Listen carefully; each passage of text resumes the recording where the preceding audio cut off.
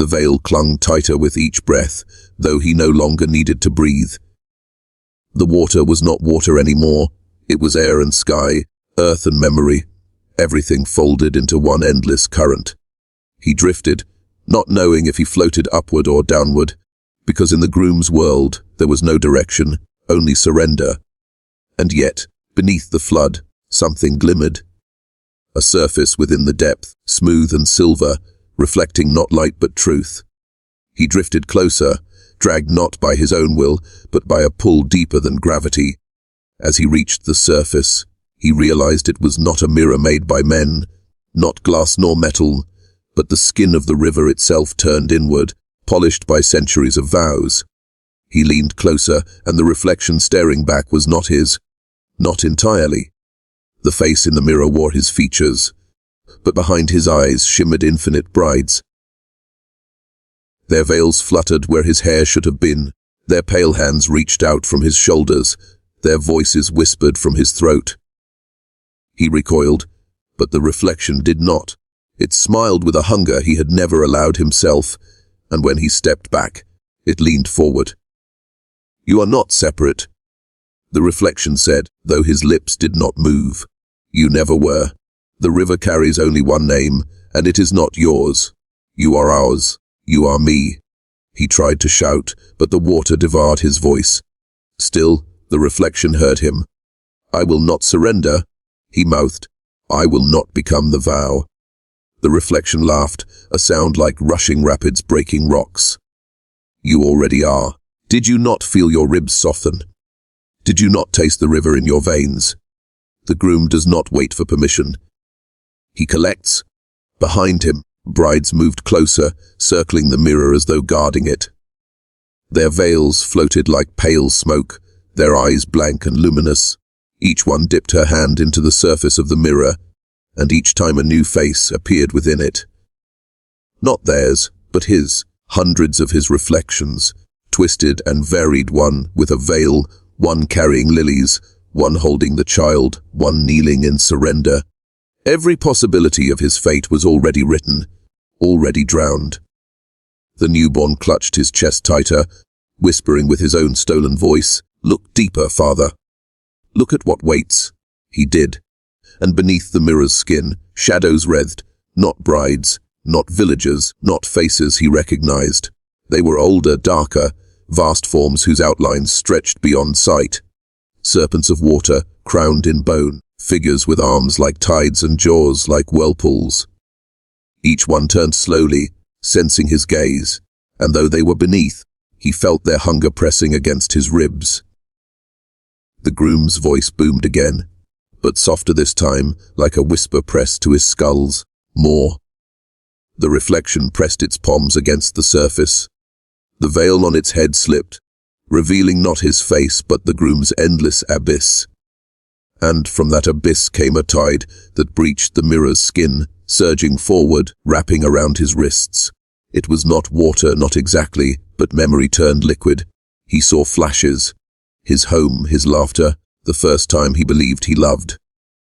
Each memory twisted, inverted, until he no longer trusted what was real. The tide yanked him closer, his forehead almost touching the reflections. Elara's voice reached him then, but she was not near. She spoke from everywhere at once. "Don't resist. The mirror is not your enemy. It is the groom's gift. To resist is to drown twice." He tried to find her, but all he saw was veil upon veil, reflection upon reflection. The brides began to hum, a sound without melody, vibrating the water until the mirror quivered. The newborn lifted its head, its hollow eyes filling with the groom's abyss. It pressed its cold lips to his ear and whispered, "Step through." The mirror rippled. The reflections beckoned. The tide pulling his wrists grew stronger, dragging him closer until his nose brushed the silver surface. His own face, veiled, drowned, smiling, opened its mouth in perfect unison with him and spoke a single word. "Enter." The mirror closed over him like a wound sealing, and silence followed, not the quiet of absence, but the smothering hush of too many voices held at once. He opened his eyes, though he was not sure when he had closed them, and found himself standing in a chamber carved entirely from water. Its walls rippled but did not break. Its floor was liquid but bore his weight. And in the walls, pressed against the flowing surface like insects trapped in amber, were faces. Thousands of them. Some young, some ancient, some still veiled, others bare. All eyes wide, all mouths moving though no sound emerged. Their hair floated around them as though suspended mid-drowning. Each face turned slowly toward him as though aware of his arrival, and though none spoke, he understood what they were saying. "We do." The newborn in his arms writhed, laughing without sound, veins glowing brighter with every face that met his gaze. Its glassy skin vibrated with the chamber, as though the two were made of the same current. It lifted a tiny finger and pointed at the wall, the nearest face, pale, veiled, pressed forward until its features distorted against the surface. It was Elara, not the Elara who had guided him, but an Elara slightly different. Her lips were torn. Her eyes were hollow. When she mouthed, "We do," her teeth spilled out like pearls, scattering into the liquid wall. He staggered back, clutching the child, but another face surged forward. His own. Not veiled, not drowned, but twisted with a smile he would never wear. The chamber pulsed. The walls thickened, darkened, then cleared again. Each time they shifted, more faces pressed close. He realized with horror that these were not memories, not ghosts. They were brides. Versions of himself, of Elara, of countless others. All swallowed into the groom's vow, all trapped in this endless gallery. This was not a room. This was a womb. The groom's womb. The groom's voice filled the chamber, vibrating the faces into a terrible unison. One vow feeds the next. One bride births another. More. The newborn leapt from his arms without falling, drifting upward as if weightless. It placed its translucent palms against the wall, and the faces surged closer, eager, starving. One by one their mouths widened, stretching grotesquely until each became a circle of hunger. Water gushed through their throats, pulling the chamber tighter, darker, louder. He fell to his knees, clutching his ears, though the sound came from inside his blood. His own reflection broke free from the wall and stood before him, veil-soaked, lilies dripping black petals. "You cannot run from what you already are," it said in his exact voice. "The groom is not outside you. He is within you. You are already married." The reflection held out its hand. The chamber shook. The faces began to press harder, cracking the surface, ready to spill into the room. The newborn laughed again, soundless but deafening, and whispered a final word into the tide, "Choose." The walls collapsed not like stone, not like glass, but like lungs punctured from the inside. Water poured inward and outward at once, swallowing the chamber, swallowing him, swallowing the child who laughed, as if it had been waiting for this drowning since before it was born. The faces burst free. They did not swim, they walked. Thousands upon thousands, all dripping veils, all in slow unison as though some hidden drumbeat guided their steps. The water fell away, yet the procession continued across a floor of mud that had not existed a heartbeat before. Above him hung no sky, only a ceiling of river pressing downward like a sheet of glass, shimmering with sunlight that could not possibly be real. He staggered to his feet. The newborn was gone. His reflection was gone. Only the endless march of drowned brides remained, all turning their pale heads toward him as they passed, all whispering in voices dry as dust, "We do. We do. We do." In their wake, he saw where they were headed.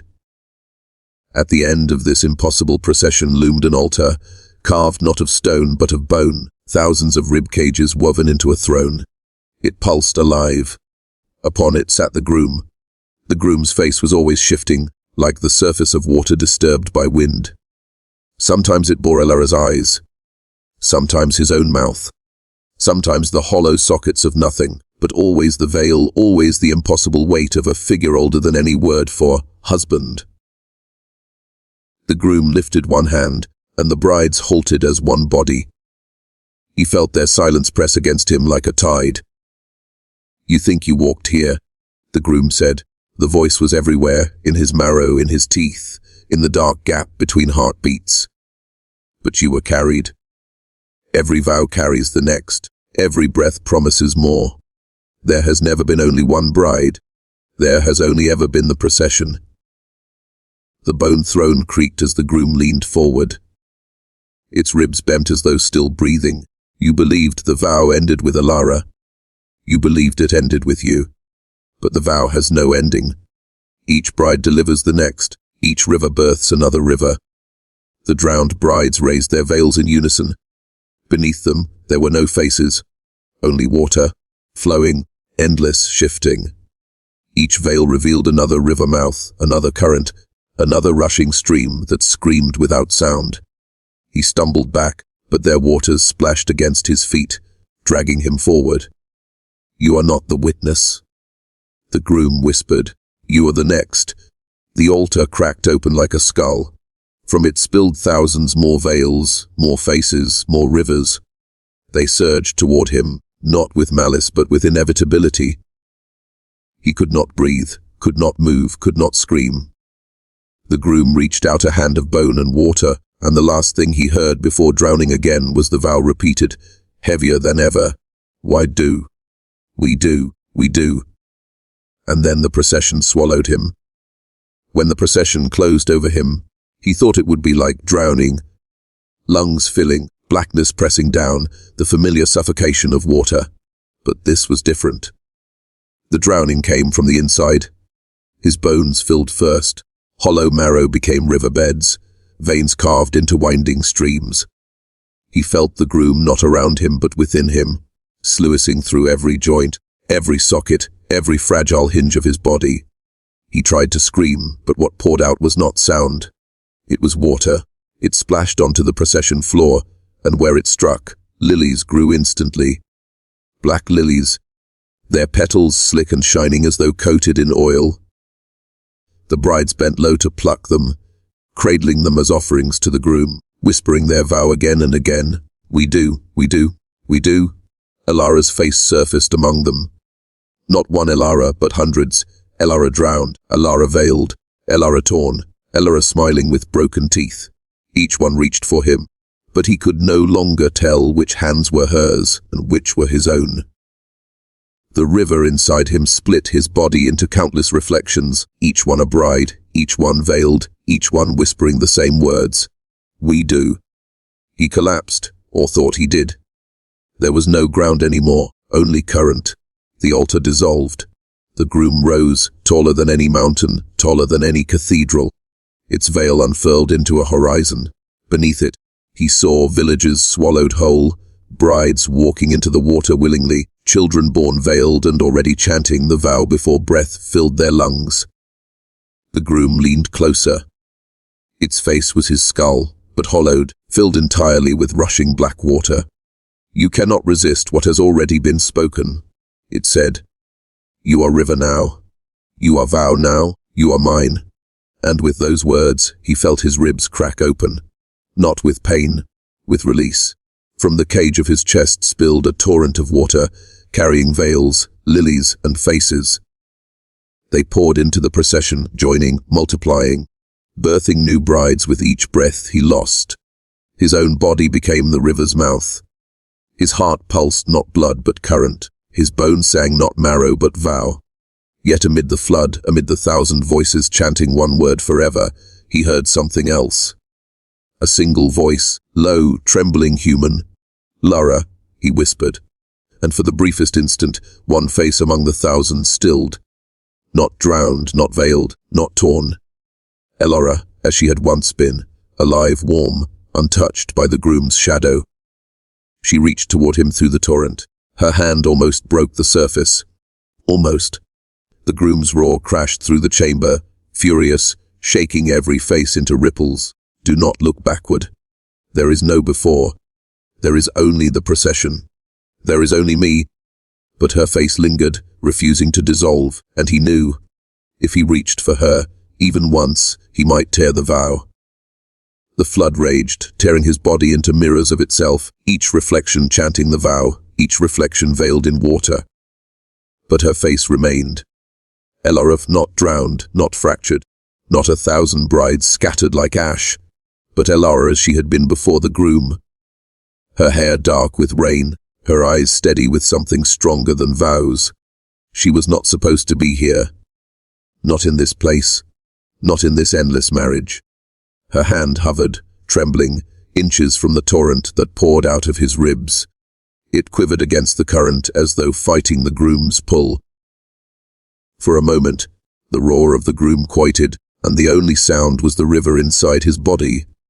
The rushing that was his own heartbeat undone. He should not have reached. Every reflection of himself screamed against it. Every drowned bride pressed their hollow mouths closer. Every voice of the groom filled him with command. Do not choose her. Do not choose her. You are mine. But his arm moved anyway. His hand tore through veils and lilies, through faces pressed against faces, until it touched hers. The flood convulsed. The chamber cracked. The procession staggered as though struck. The groom reared, its veil whipping into storms, its ribbed throne collapsing into jagged bones that pierced the sky. And in that instant, he remembered. Not the vow, not the groom, not the endless repetition of, "We're due." He remembered Elara laughing in the fields before the wedding. He remembered the warmth of her fingers laced through his. He remembered words spoken not as vows, but as truths. "I could leave. We don't have to stay." Her hand was warm now, impossibly warm in the flood. The warmth ran up his arm, through his chest, into the ribs that had been torn open. For a heartbeat, the river inside him slowed. The brides froze mid-step, their veils stiffened as though starched. The flood held its breath. The groom's roar shattered it. No. The chamber split open to reveal something deeper, darker. A mouth beneath the river, a pit older than water, where vows had first been born. From it poured not brides but shapes that had no names. Bones without skin, skins without faces, faces without eyes. They surged upward, clawing, shrieking not in vows but in hunger. He clutched Elara's hand tighter. Her eyes burned against the dark, and though the groom towered above, veil flaring like a storm front, though the procession screamed in rage, though the pit yawned open to devour them, he felt her whisper against his ear, so quiet he almost believed he had imagined it. We could still leave. The flood shivered. The groom lunged, and the hand he held began to burn with fire instead of water. Her hand was fire, not the fire of hearths or torches, but something older, a flame that burned without smoke, without fuel, without end. Where it touched him, the river recoiled. The current inside his bones hissed, steam rising through the cracks of his ribs. For the first time since the vow began, the groom stepped back. The brides screamed. Veils ignited like paper, their faces melting into dripping masks, their mouths still chanting. We do, as if fire could not silence them. Lilies blackened, curling into ash that floated upward instead of falling. The procession stumbled, their perfect steps breaking, their symmetry collapsing. And in that chaos, Elara did not falter. She held his hand as if it had always belonged there. Her eyes locked onto his, burning brighter than her touch. "You remember now?" she said. He tried to answer, but the groom's voice tore through his throat before he could form words. "You cannot remember her. You cannot burn. You are water. You are vow. You are mine."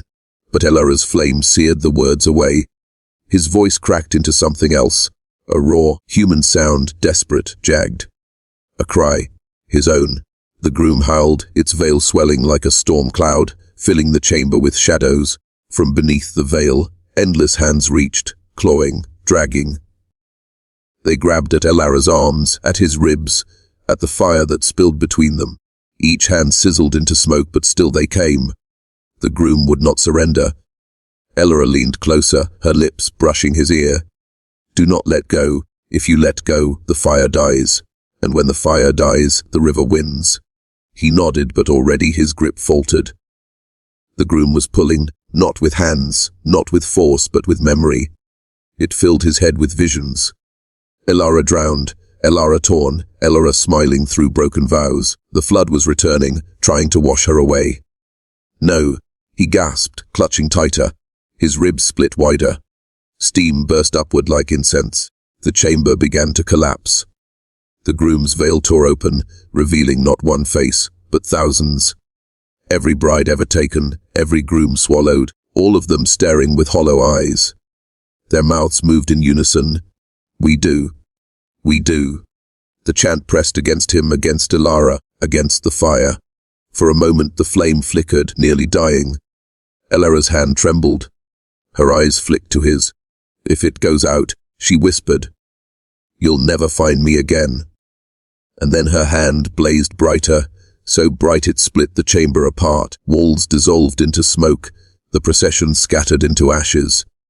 Above them, through the broken veil, he saw not the sky, not the river, but something else.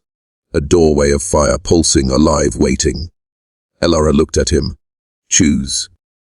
Behind them, the groom's voice thundered, rattling his bones. If you leave, the river will follow. Forever. There is no escape. Before them, the doorway burned, and her hand was still in his. The fire doorway pulsed as if it were alive, a ribcage made of flame inhaling and exhaling in long, deliberate breaths. With every breath, the chamber shook, the flood shrieked, and the groom's veil unraveled thread by thread. Beyond the flames, he could not see a world.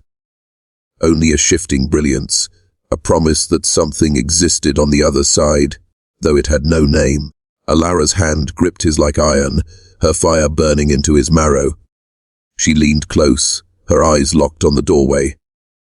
It's the only way out, but if we step through, it may not just burn the river. It may burn us too. Behind them, the groom unfurled its 1,000 faces again, each mouth wide, each chanting in a rhythm that crushed the air. We do. We do. The sound wasn't words anymore. It was gravity, a pull that dragged their spines backward, making their bones ache for surrender. He stumbled, nearly collapsing, his knees striking the procession floor. Though it was no longer a floor but a slick, endless plain of water, black and infinite. The fire in Elara's hand sputtered, wavering. His ribs ached as the current tried to reclaim him, to fill him again, to drown him where he stood. The groom leaned low, its veil brushing his face, its voice a whisper that slid into his skull like a knife. Step through the fire, and you will not find her. You will lose her again. Forever. He froze. What if it was true? What if this was another trick? Another vow rewritten to keep him chained? Elara's voice cut through the roar. Don't listen. That's what it does. It wants us to fear the leaving more than the staying. She raised their joined hands high, the fire searing brighter, biting into the veil above them. The groom shrieked, recoiling as threads of flame tore across its storming face. The fire doorway pulsed harder, beckoning, demanding. It no longer felt like an exit. It felt like a living thing watching them, waiting for their decision, and then the impossible happened. The doorway spoke. Not with words, not with chants, but with their own voices. His and Elara's, speaking together, speaking from somewhere beyond time. The sound shook him to his core. It wasn't a command. It wasn't a vow. It was a question. Will you come? His grip faltered. His knees shook. He wanted to run forward and collapse into its fire, but he wanted also to turn back, to drown, to end the terror of choice. Elara's hand tightened on his, burning him until he screamed. She whispered through his cry, if we don't walk, we're already dead. The groom thundered, veil spreading wide, faces splitting into rivers of blood and vow, its arms stretched for them both, long as horizons, clawing, ripping. And in that moment, with the groom lunging and the fire breathing, he knew there was no middle ground. Either he burned or he drowned. He looked at Elara. She nodded once. And together, they stepped into the fire. The fire did not consume them. It stretched them, pulled them thinner, until their bodies felt like threads drawn across an endless loom. Their screams twisted into light, Their bones cracked into sparks, their memories hissed like wet wood. But when it should have ended, when they should have been nothing, they opened their eyes. And the world was fire. Not a fire that destroyed. A fire that revealed. Flames rose as tall as cathedrals, but nothing turned to ash. The ground was molten glass, glowing red, yet it held them without burning. Towers of living fire bent like trees in wind, shedding embers that floated as slow as falling snow. In the sky, no stars, only an eternal blaze, a sun that never died, a horizon split open with light. Elara gasped, her hand still clutching his, her fire now part of this world, no longer strange but native. For the first time her flame did not sputter or fight. Here it thrived. Her skin glowed like a lantern, her hair burned and reformed with each breath. She was both herself and something more. But he was still water. His ribs ached with the river inside. His veins pulsed with current, desperate to drown this place. He saw steam rising from his skin, the groom's mark still clinging, hissing, resisting. Elara turned to him. This is where vows cannot follow. This is where the river ends. But even as she spoke, the horizon shuddered. The fire bent, as though bowing to something vast. From the glowing sky came a sound. Not water this time, but vows burning. The groom's voice carried even here, twisted and warped, its chant still alive. We do. We do. We do. The fire world trembled. Towers of flame leaned, glass cracked beneath their feet. And in the fissures opening across the ground, black water seeped upward. The river had followed. His chest convulsed. The current inside him surged stronger than ever, furious at being dragged into this place where it did not belong.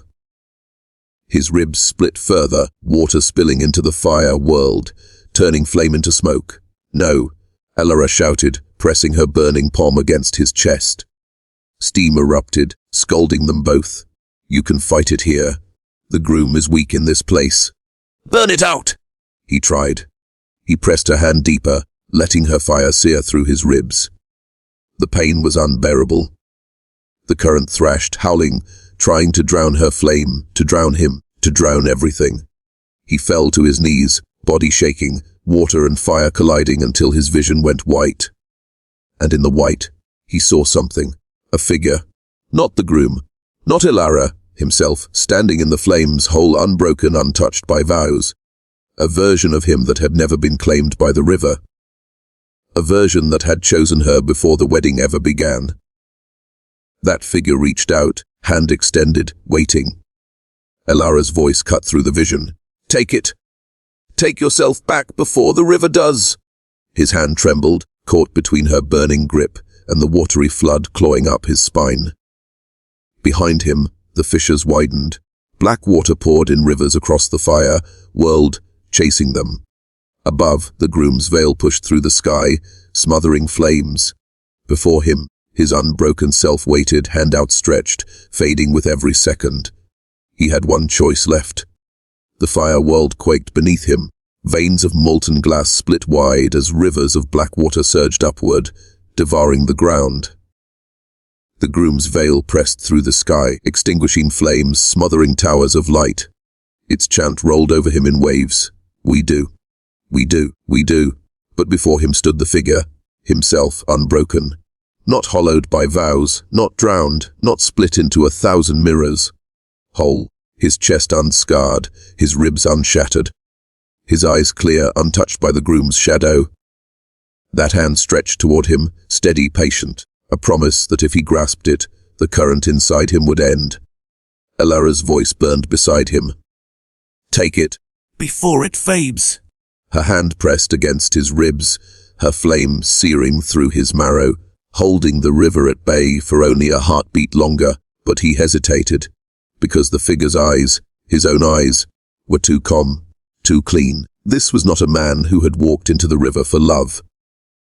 This was not a man who had chosen Elara in defiance of vows. This was a man untouched, unsplit, unscarred. A man who had never needed her fire to survive. What if taking that hand meant losing her? Elara's grip tightened. Her face glowed in the firelight, fierce and alive, yet streaked with terror. Choose, damn you, she cried. Choose yourself, or we both drown.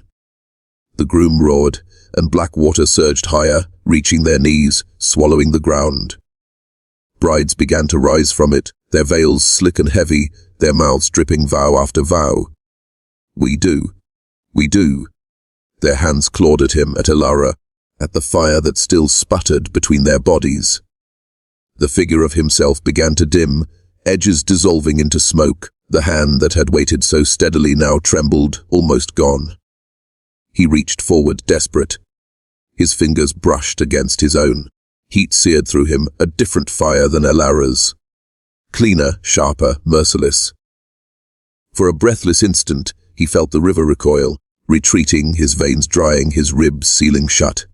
He felt whole. He felt free. But as the figure pulled him closer, he realized Elara's hand had slipped from his. He turned. She was still there, but her fire was weakening. Her face blurred as black water rose to her chest, as brides clawed at her shoulders. Her lips moved, whispering words he couldn't hear over the groom's thunder.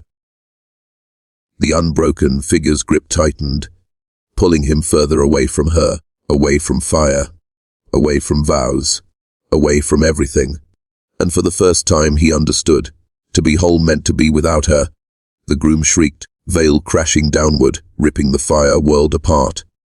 Elara's eyes locked on his, wide, desperate, pleading, and he knew he had only one chance left.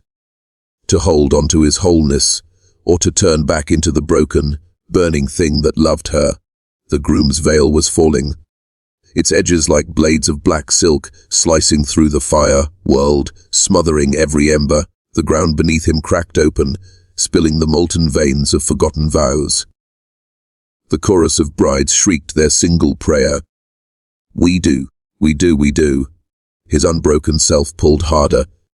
That clean, untouched hand yanked him forward, into light so white it threatened to erase everything else. In that light, there was no river, no groom, no fire, only silence. It would be peace, it would be release, it would be nothing. But then, Elara's whisper cut through. Not loud, not desperate, just soft, steady. If you leave me, let me burn alone. He turned, and the sight carved deeper than any vow. Elara was drowning, her flame struggling in the rising black. Brides swarmed her, veils choking her throat, hands clawing her wrists, dragging her down. But even as they pulled, she kept her palm pressed against her ribs, holding that last ember alive, keeping the fire tethered to him. She was already giving herself away. For him, the untouched hand tightened, almost furious now, dragging him toward the white, toward peace, toward wholeness. And in that instant he made his choice. He tore free. The clean self screamed without a voice, collapsing into shards of smoke as he ripped away from its grip. The groom shrieked in triumph, thinking he had surrendered. But no, he hurled himself back into the fire, into Elara's arms, into the drowning flame she still held for him. Their palms met, and the river erupted, not with water, not with fire, but with both, a storm of opposites, a flood of burning waves that melted the veils from the brides, tore screams from their stitched mouths. The groom staggered, its black fabric catching fire at the edges. For the first time, it stumbled. Elara's voice thundered through him, through the river, through the world. Not your bride. Not your vow. Mine. He felt her ribs crack as his own had, felt her veins sear with the same flame. Their bodies were mirrors now, joined by pain, joined by fire, joined by defiance. And in that fusion, they struck. Their joined hands burned brighter than the molten river, brighter than the groom's veil, brighter than the white light of wholeness he had almost chosen. They hurled it into the groom's chest, searing through its fabric, through its endless mouths whispering vows. The groom howled, its form unraveling into ribbons of black smoke and dripping silk. Brides screamed and collapsed into ash. But the groom did not fall. It split, and where one stood now there were three. 3 veiled figures, 3 voices rising together. We do, we do. The fire dimmed. Elara gasped, her flame faltering in the surge of shadow. Their victory had only multiplied the horror, and as the three grooms stepped forward, the river shook, not with destruction, but with the sound of wedding bells.